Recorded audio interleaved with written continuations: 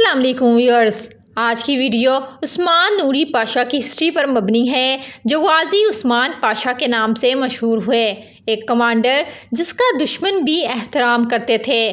بہادری سے بھری ان کی زندگی کی کہانی آج بھی ترکی کے گرد گونجتی ہے۔ عثمان نوری پاشا ایک ممتاز ترک گھرانے میں 1832 میں پیدا ہوئے۔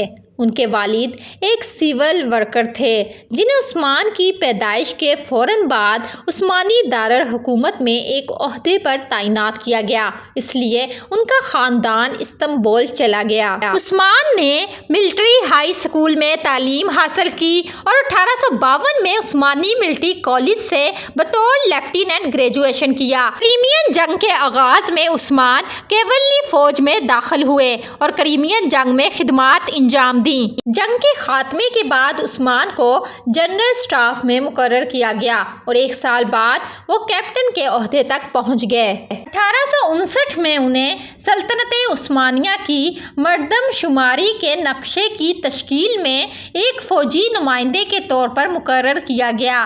یہ کام انہوں نے اگلے 2 سال تک پورا کیا۔ 1861 میں عثمان کو بیروت بھیج دیا گیا جہاں شام میں یوسف اکرام نے بغاوت شروع کر دی تھی۔ 1867 میں انہیں سلطنت کے ایک اور سوزش زدہ علاقے میں بھیجا گیا جو ایک بڑے پیمانے پر بغاوت میں گھرا ہوا تھا۔ وہاں ان کی کوششوں کو سردار اکرم عمر پاشا نے دیکھا، اس لیے انہیں کرنل کے عہدے پر ترقی دی گئی اور انہیں 3rd کلاس گارڈ آرڈر سے بھی نوازا گیا۔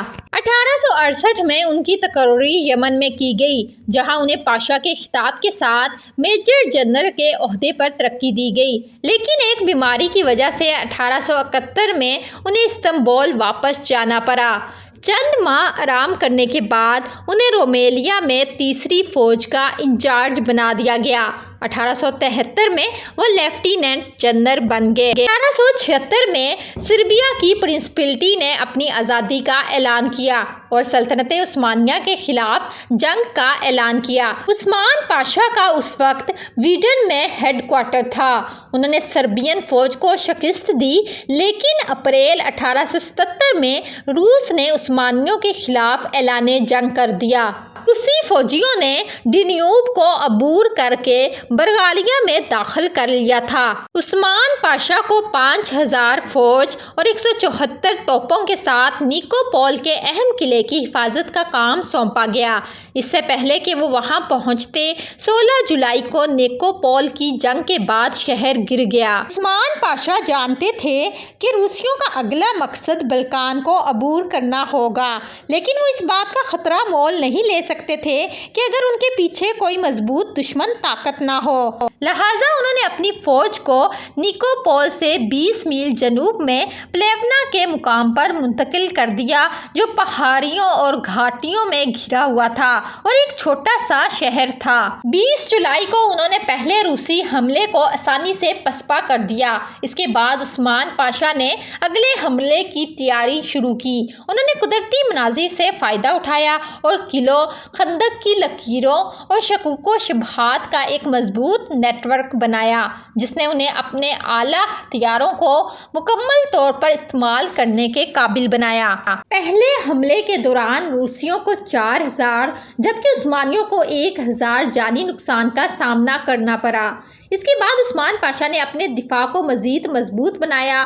روسیوں کو رومانیہ کے شہزادے کی فوج سے تقویت ملی جس نے حملہ آور فوج کی کمان سنبھال لی۔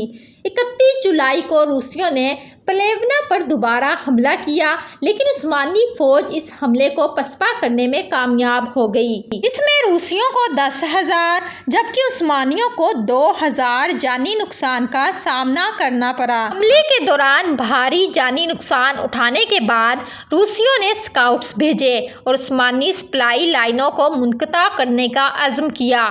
اس مقصد کے لیے روسی افواج نے لوچا کے مقام پر عثمانی چھاؤنی پر چھاپا مارا۔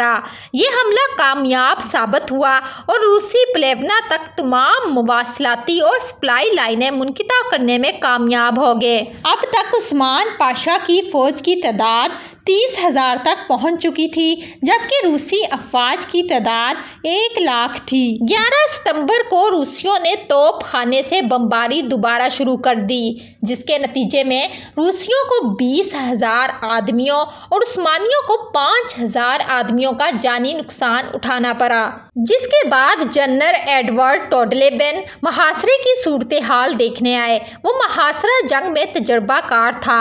اس نے شہر کو گھیرے میں لینے کا فیصلہ کیا۔ 9 دسمبر کو عثمان پاشا نے دوبارہ حملے کی کوشش کی اور رات کے وقت روسی دستے پر حملہ کر دیا۔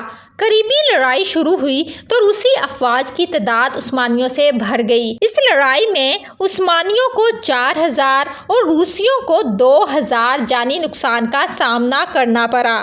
لڑائی کے دوران عثمان پاشا کی ٹانگ میں ایک گولی لگ گئی۔ عثمان پاشا کی موت کی افواہوں سے فوج میں خوف و ہراس پھیل گیا اور عثمانی فوج کو پیچھے ہٹا دیا گیا۔ رومانیہ کی فوج نے ان کو گھیر لیا تھا۔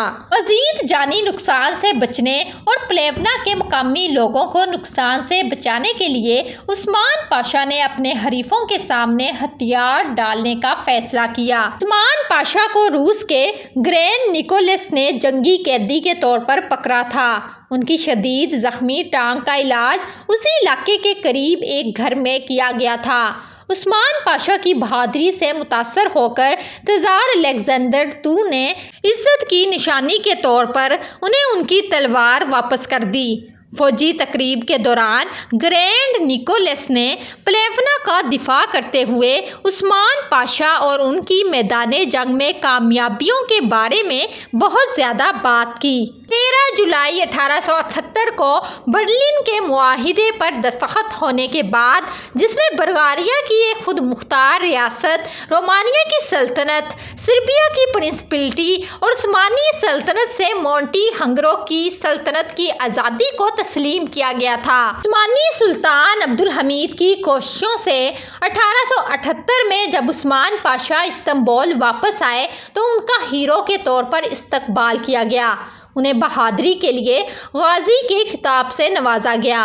انہیں فرسٹ کلاس گولڈ آرڈر اور امتیاز گولڈ میڈل سے بھی نوازا گیا۔ عثمان پاشا نے مزید 7 سال عثمانی فوج میں جنگ کے دوران 4 مرتبہ اپنی خدمات انجام دی، جس کے بعد انہیں محل میں مارشل مقرر کیا گیا اور اپنی موت تک انہوں نے محل میں خدمات انجام دی۔ عثمان پاشا کا انتقال 5 اپریل 1900 کو 67 سال کی عمر میں ہوا اور انہیں ان کی خواہش کے مطابق مسجد فتح کے باغ میں دفن کیا گیا۔ آج بھی ترکی میں 5 اپریل کو غازی عثمان پاشا کی وفات کی برسی منائی جاتی ہے۔ استنبول کے ایک پورے ضلع کا نام ان کے نام پر رکھا گیا ہے اور ان کا ایک مجسمہ استنبول میونسپلٹی کے سامنے والے علاقے کی زینت ہے۔ ان کے نام پر ایک ہسپتال بھی بنایا گیا ہے اور انقرہ میں ایک سکول بھی ان کے نام پر ہے۔ قابل احترام پاشا ہونے کی وجہ سے ان کے لیے گیت لکھے گئے۔ ترکی میں آج بھی پلیونا مارچ کیا جاتا ہے، جس میں عثمانی فوجی ترانہ پڑھا جاتا ہے جو ان کی کامیابیوں پر تیار کیا گیا تھا۔ عثمان پاشا کی ہسٹری کے متعلق اپنی رائے کا اظہار کومنٹس باکس میں کریں اور مزید ویڈیوز کے لیے ہمارے چینل کو لازمی سبسکرائب کریں۔